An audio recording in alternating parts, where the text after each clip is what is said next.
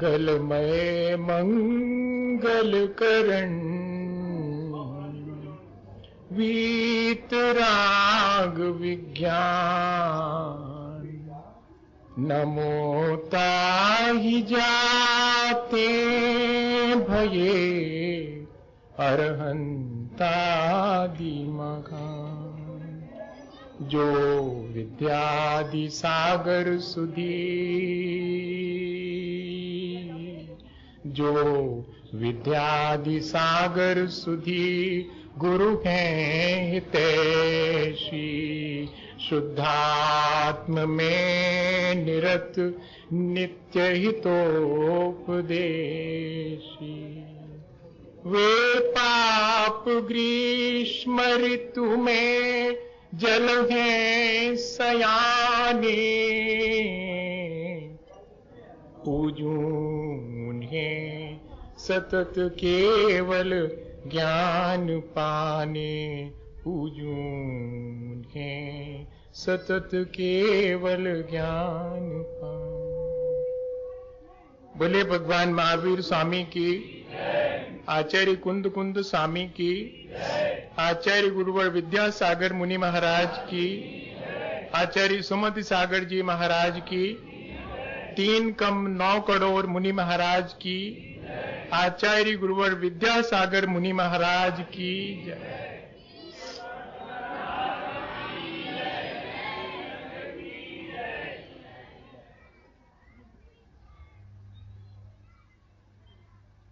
हम सभी लोग यहां इकट्ठे हुए हैं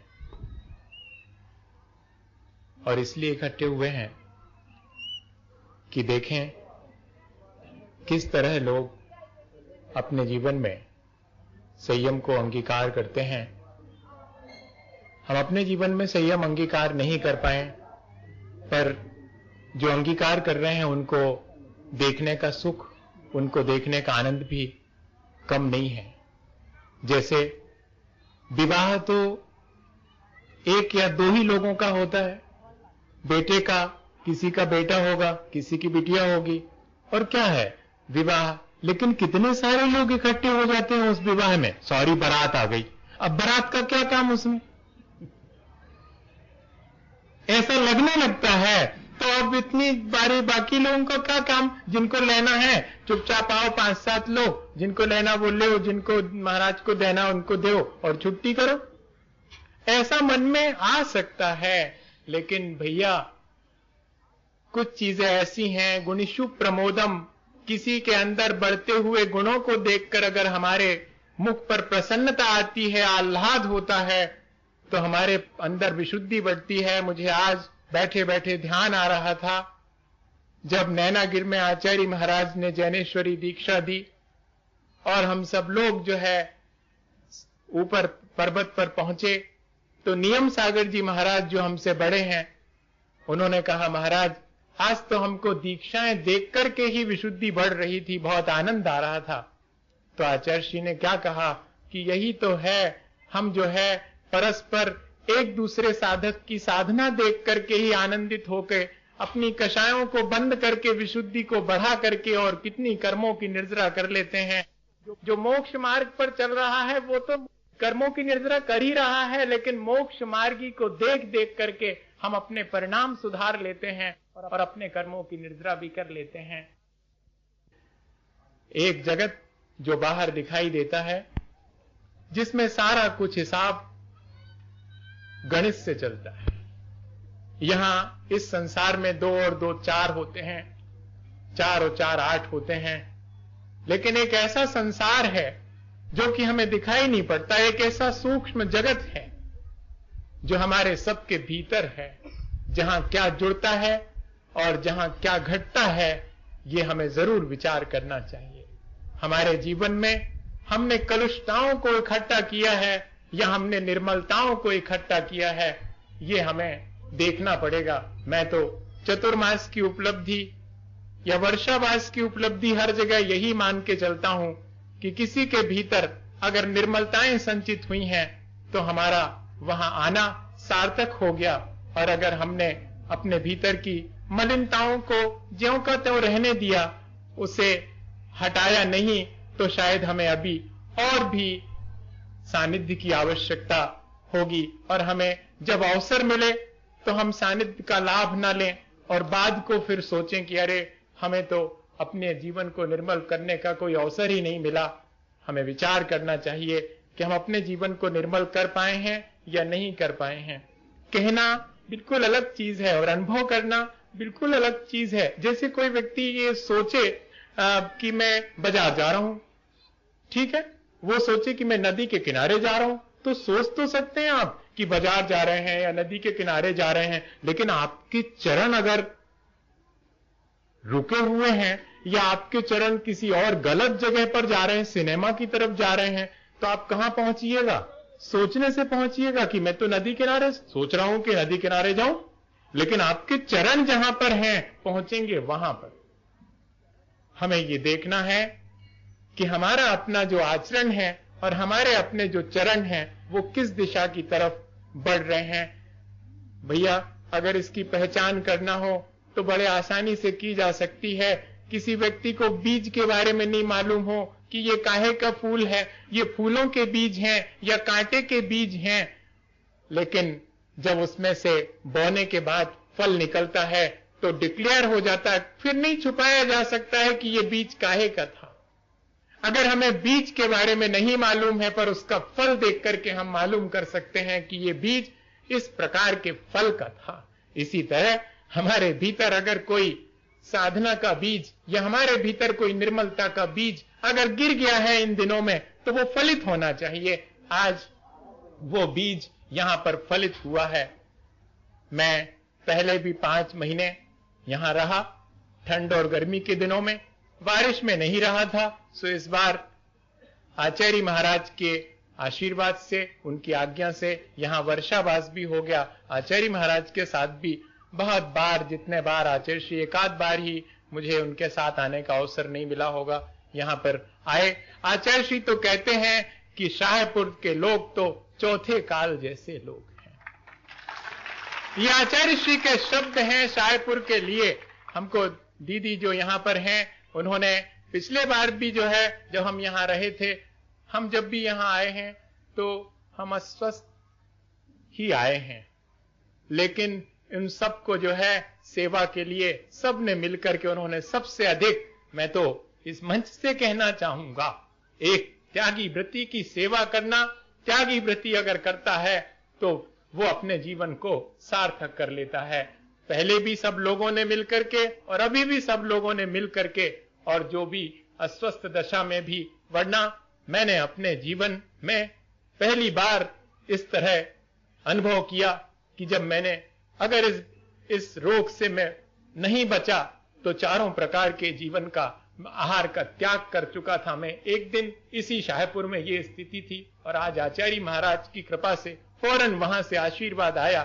घबराने की आवश्यकता नहीं है और सब लोगों की सद्भावनाएं थी और हम जो है आज आपके सामने और 2 बातें करने के लिए बैठे हुए हैं। अन्यथा किस जीव का क्या भरोसा, आयु किसकी कब निषेक समाप्त हो जाए और हम प्लानिंग बनाते रहें बहुत लंबी चौड़ी, उसमें कोई अर्थ नहीं है। आज हम देख रहे हैं जो कुछ भी यहाँ पर आचार्य महाराज के आने से, मैं तो बहुत छोटा हूँ और अपने को छोटा ही मान के चलता हूँ, जो कुछ भी शाहपुर में आप सबने किया है, अपने जो संयम ग्रहण किया है, उस सबको मैं अपना उसमें कुछ भी नहीं मानता। आचार्य श्री यहाँ पर आए, आचार्य श्री का आशीर्वाद विद्यालय में बैठ करके आचार्य श्री ने यहाँ पर 5 दिन और वहीं अपन बैठे हैं, उन्हीं के आशीर्वाद से ये सब फलित होते हुए दिखाई पड़ रहा है। सबके भीतर व्रत नियम संयम।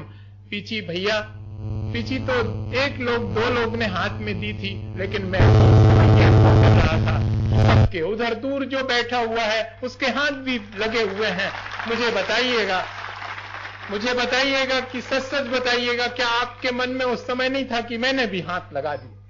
और आज तो जो है और एक और सौभाग्य मिल गया हमारे जीवन में कि सब तीनों महाराज भी पधारे। और पहले भी जब हम अस्वस्थ हुए थे तो दोनों महाराज अपने चतुर्मास के बीच में आए थे। भैया जहां जाओ वहां पर वात्सल्य की चर्चा करना, कि ऐसा वात्सल्य भी हमने देखा और सबने मिलकर के और हमें उस पीछी में हाथ लगाया। संयम का उपकरण है, संयमी के हाथ में ही शोभा देता है और संयमी के हाथ से ग्रहण करने में ही शोभा उसकी होती है। पीछी आत्म संयम या आत्म नियंत्रण की चीज है। जैसे पंडित जी कह रहे थे कि पीछी मिल गई अगर तो वह पीछे पड़ गई, अब आपके लिए मोक्ष दिलवा कहीं रहेगी, न ले वो चाहो तो कह के ले। ऐसा ही जो है ये पीछी, इसके गुण हैं। बहुत लोगों ने उसकी चर्चा करी, अपन उसके 5 गुणों को जरा गौर से देखें। आचार्य कुंद स्वामी ने पीछे के मूलाचार में 5 गुण लिखे हैं कि पीछी जो है वो धूली को ग्रहण नहीं करती है। इसमें धूली लग जाए, इसको धूली में लगा दो, जरा सा इशारा किया, ऐसा किया और धूली सब उसमें से नीचे गिर गई। बिना संतोष धन के और सब धन धूरी समान, ऐसा लिखा कि नहीं? ये किस बात का संदेश देती है कि संसार की सब चीजें धूल के समान हैं। उन सबको तुम भी जो है, जो इसको ग्रहण कर लिया है, तो भीतर एक क्वालिटी आ जानी चाहिए कि तुम भी जो है अब संसार की किसी चीज को ग्रहण करने की, अगर चिपक गई अपने उससे सामग्री, तो उसको भी क्षण भर के अंदर मुनि महाराज जैसे और समुद्र जैसे होता है, उसके भीतर कोई कचरा आ जाए तो 48 मिनट के भीतर उठा करके वो और बाहर कर देते हैं। इसी तरह ये पीछी इस बात की सूचना देती है कि इस पर अगर धूल लग भी जाएगी तो विद इन मूवमेंट जो है वो धूल वहां से वो ग्रहण ही नहीं करती, वो छोड़ ही देती है। पसीना को ग्रहण नहीं करती। पसीना को क्या माना गया? पवित्र मानते क्या? अपवित्र मानते हैं? पसीना अपवित्रता का प्रतीक है कि पीछी जो है अपवित्रता को ग्रहण नहीं करती। वैसे ही पीछी लेने वाला पवित्र ही होता है, वो अपवित्रताओं को ग्रहण नहीं करता है। पीछी जो है वो अत्यंत मृदु होती है, बहुत सॉफ्टनेस और सुकुमालता, इन दोनों में फर्क है। मृदुता के मायने होता है सॉफ्टनेस और सुकुमाल के मायने है डेलिकेट। दोनों का अंतर जरा सा समझिएगा। मृदु है, इसको अगर जो है पूरा का पूरा, इसमें इतना सारा वजन दिख रहा है, ये सब लगा, लेकिन यहां से चींटी जा रही, उसके ऊपर भी इतनी पूरी रख दो, चींटी इसके बाद भी बोझ महसूस नहीं करेगी, उसके नीचे से निकल के चली जाएगी। ये इस पीछी की इतनी मृदुता है और आंख में चली जाए। ऐसे ही जो है, जैसे इस पीछी की मृदुता से किसी को कष्ट नहीं होता, ऐसे ही इस पीछी के लेने वाले से किसी को जीवन में कष्ट नहीं उत्पन्न होते हैं। ये बात जो है, जिस व्यक्ति के जीवन में पीछीधारी से कोई कष्ट उत्पन्न हो तो समझना वो उसके अपने कर्म का उदय है। पीछीधारी ने उसको कभी भी कोई कष्ट पहुंचाने की चेष्टा नहीं की होगी। पीछीधारी जो है कष्ट नहीं पहुंचाता। हम अपने, जब श्री कृष्ण ने शिशुपाल के 100 अपराध माफ कर दिए और 101वां अपराध किया तो चक्र चल गया, तो लोगों ने कहा इतने धैर्यवान थे, और जब 100 माफ कर देते तो 100 माफ कर देते तो एक और कर देते, सुखेन हम तो और कर देते, मनो उनको पाप को घड़ा भर गो सो फूट गो, अब हमारा क्या बस है उसमें। ऐसा जो है ये पीछी मृदुता का संदेश देती है, किसी भी जीव को इससे कष्ट ना पहुंचे, इस बात का संदेश। और डेलिकेट के मायने केयरफुल हैंडलिंग, बहुत सावधानी और बहुत सरल, इसको सजगता से हैंडल करना पड़ेगा। ऐसा घसड़ पसड़ कोई ऐसे नहीं लगा सकता इसको। एक बार ऐसा हुआ कि हम शुरू में बने थे, छुल्लक जी थे उस समय, तो पीछे हाथ में अब एक रेती का ढेर लगा था, उस पर बैठना था, तो हमने रेती पर ऐसे जोर से लगाई। आचार्य जी देख रहे थे, ए छुल्लक जी धीरे से लगाओ, वो टूट जाएगी नीचे उसमें है। उसको ऐसे रेत पर इतने जोर से लगाने की नहीं, आराम से केयरफुली हैंडलिंग। बहुत सजग और बहुत सावधान जो व्यक्ति है अपने जीवन में, प्राणियों के प्रति जो है जीवन में सजग और सावधान है, और अपने परिणामों के प्रति सजग और सावधान है, उसका ये लक्षण है। और आखिरी बात कि ये बहुत हल्की होती है, वेटलेस है, बट नॉट, हमने लिखा था कि बट नॉट हैवीनेस, भारीपन से रहित नहीं है, विदाउट हैवीनेस नहीं है। वो वेटलेस तो है, हल्की तो है बहुत, ये बहुत हल्की है पीछी, लेकिन इसको ग्रहण करने वाले के भीतर जो है हल्कापन नहीं है। इसको ग्रहण वही करेगा। अगर इसको ग्रहण करने के बाद भी धैर्य, गंभीरता और हल्कापन, धैर्य और गंभीरता नहीं आती और हल्कापन रहता है, तो ये पीछी उसके हाथ में शोभा नहीं देती है। ये तो मोक्ष का मार्ग है भैया। इसको ग्रहण करने के बाद अपने परिणामों को संभालना बहुत अत्यंत आवश्यक है। किसी के जीवन पर बोझ नहीं बने। देखो, अच्छा, हमें कई बार लगने लगता है कि शुरू में बहुत संकोच लगता था। जब हम जाते थे सो एक आध दो रोटी खाई, थोड़ो कछु और ले लाओ, जल्दी से वापस आ गए। खबर पहुंच गई महाराज के पास कि जी महाराज बहुत संकोच करत। तो आचार्य जी ने हमसे पूछा, ऐसे नहीं चलेगा संकोच करने से? तो हमने कहा हमें ऐसा लगता है कि जिस श्रावक वगैरह का सोच है कि सभी ले चले जा रहे हैं, इतना ले लाओ। तो ऐसा भाव आ जाता था। पर श्रावक को फिर बाद में आचार्य जी ने समझाया कि नहीं, श्रावक प्रेम और श्रद्धा से अपने यहां पर बुला रहा है, उसके ऊपर ये आहार जो है वो बोझ नहीं बनता। कोई भी चर्या साधु की बोझ मालूम नहीं पड़ती। अगर बोझ मालूम पड़ती है तो श्रद्धा और प्रेम नहीं होगा, तो ही बोझ मालूम पड़ती है। जहां श्रद्धा और प्रेम है वहां पर, अरे भैया, शिखर जी के पहाड़ पे एक बहन चली जाती थी अपने भैया को गोद में लिए, और एक व्यक्ति कहता है इतना बड़ा तो हो गया तुम, ये तुम्हारा भाई, और इतना बोझ जो है लेकर के तुम चली जा रही, नीचे उतार दो इसको। तो वो क्या बोलती, ए भैया बोझ मत कहो, ये बोझ थोड़ी है, हमारा भैया है तो हम इसको ले जा रहे हैं ऊपर। ठीक इसी तरह से हमारे महाराज हैं, हमारे गुरु हैं, श्रावक जो है, अरे दे करके हर्षित होना बहुत कठिन है।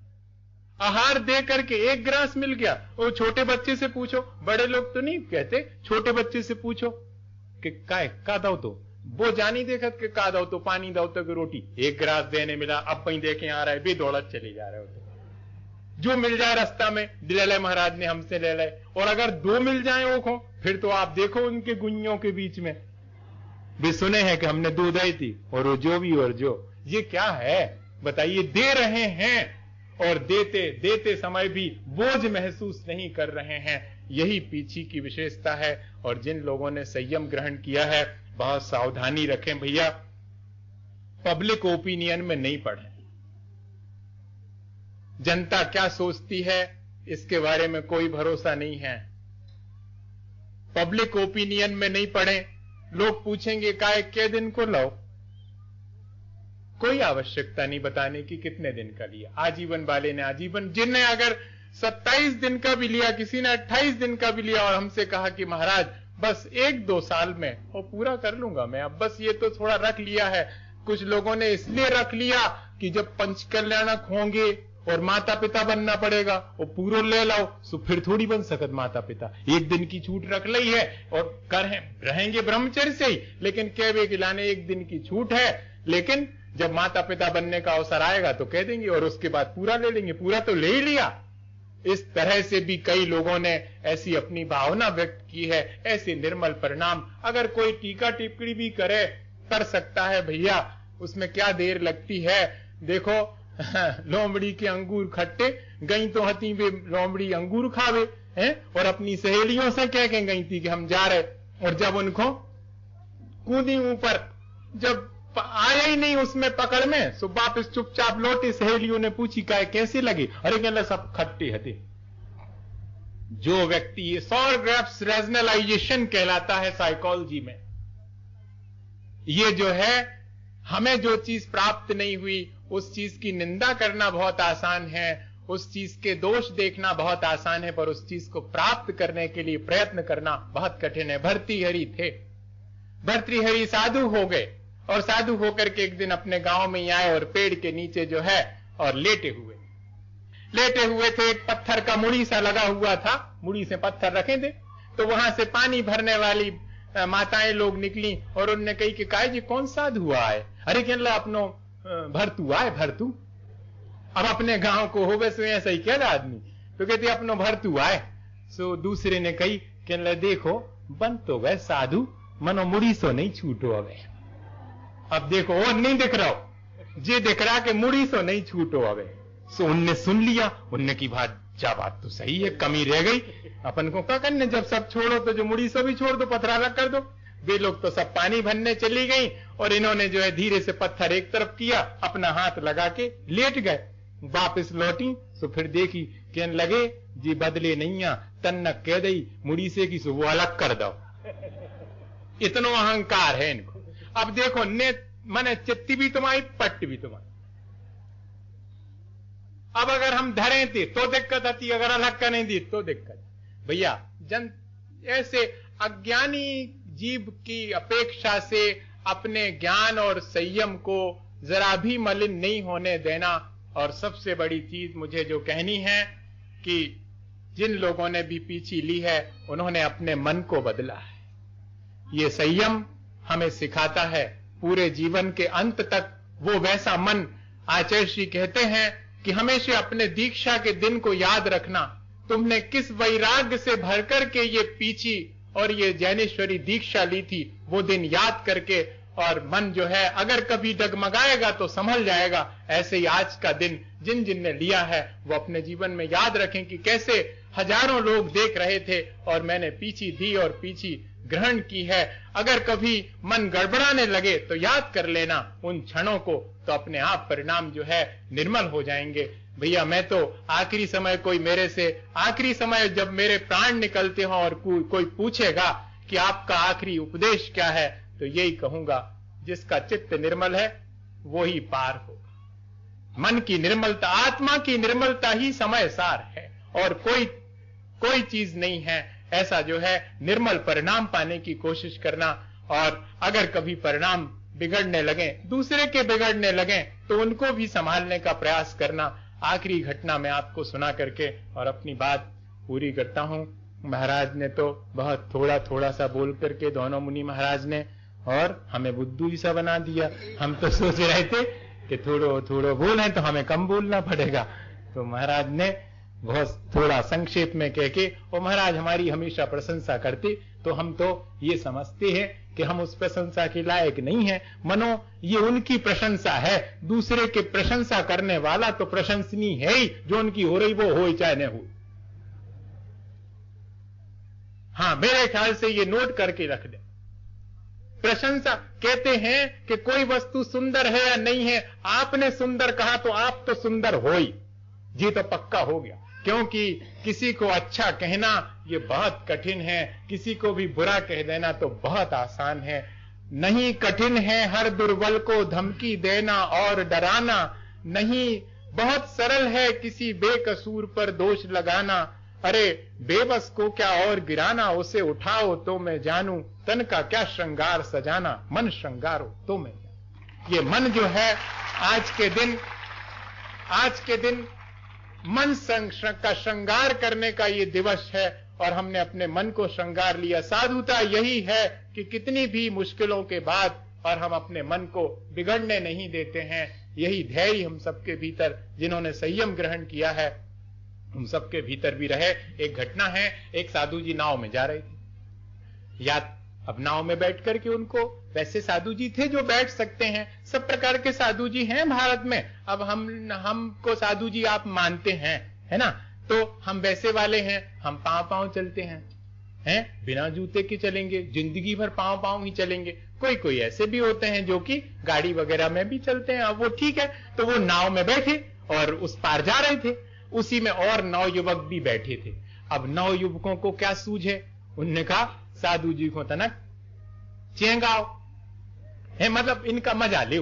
ऐसा होता है। देखो भैया, हमने तो बहुत अनुभव किया कि सीधा सच्चा आदमी होवे, जैसे कि उसमें लिखा है 16 स्वप्नों में कि हाथी के ऊपर बंदर बैठो और वो चल कूद कर रहा हो और हाथी चुपचाप खड़ो।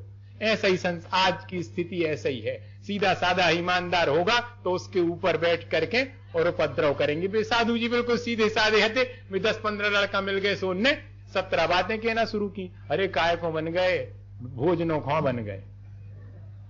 ऐसा और भी जो हवा में तो कह लो नहीं आउट की भी बातें, अब वे हमें क्या आउट होती तो काने हती, मगर है तो वो ऐसी सब बातें उनने। अब वो चुपचाप बैठे। अब जब बहुत अति हो गई, उसमें से किसी एक ने अपनी चप्पल उठा करके और जैसे ही साधु के सिर पर लगाने की चेष्टा तक करी, ये अभी हो नहीं पाया, और उतने में आकाशवाणी हुई कि साधु जी, उनको तो हुई कि सावधान, और साधु जी से कहा कि साधु जी, अगर आप कहो तो 1 मिनट के अंदर इन सबको नाव पलट करके और डुबा सकता हूं। तब साधु जी ने अपनी साधुता नहीं छोड़ी और क्या कहा कि अरे भैया, तुम कैसे आकाश से आकाशवाणी करने वाले हो? अगर तुम्हें पलटना ही है तो नाव मत पलटो, इनकी बुद्धि पलट जो जी अच्छे हो जावे, और कुछ नहीं हमें आवश्यक है। भाई, हमें भी आपसे यही कहना है कि अगर जो है किसी के मन में कलुषताएं हैं तो हम तो यही चाहेंगे कि वो निर्मल हो जाएं और सबका चित्त निर्मल हो, और जो संयम ग्रहण करने वाले उनकी खूब जो है, और आप सेवा करना, जिसने भी, हम तो बहुत कठिन समझते हैं इस चीज को, खांडे की धार है, जिसने गृहस्थी करी है और गृहस्थी में गृहिणी है, उसके साथ रह करके 15 दिन का संयम, 20 दिन का संयम, 28 दिन का संयम, अरे भैया सामान्य बात नहीं है, पंचम काल है? व्यक्ति को तो संपर्क न मिले तो मन खराब हो जाता, जिसको संपर्क मिला उसके बाद भी वो अपने मन को निर्मल रखेगा। ये क्या सामान्य बात है? क्या बहुत बड़ी बात है। तो इन लोगों ने, जिनों में भी पहले बहुत से लोग और भी आए हैं जिनने व्रत लिए हैं, बढ़ाते ही चले जाना। अगर किसी ने 15 का लिया तो अगले साल 16 कर लेना, अगले साल 17 कर लेना, ऐसे करके रोज संयम के दिन बढ़ते जाएं, असंयम के दिन कमती होते चले जाएं। बस इसी भावना के साथ कि मलिनताओं की कमी हो और निर्मलता सबके मन में आवे, इसी भावना के साथ बोले आचार्य गुरुवर विद्यासागर मुनि महाराज की।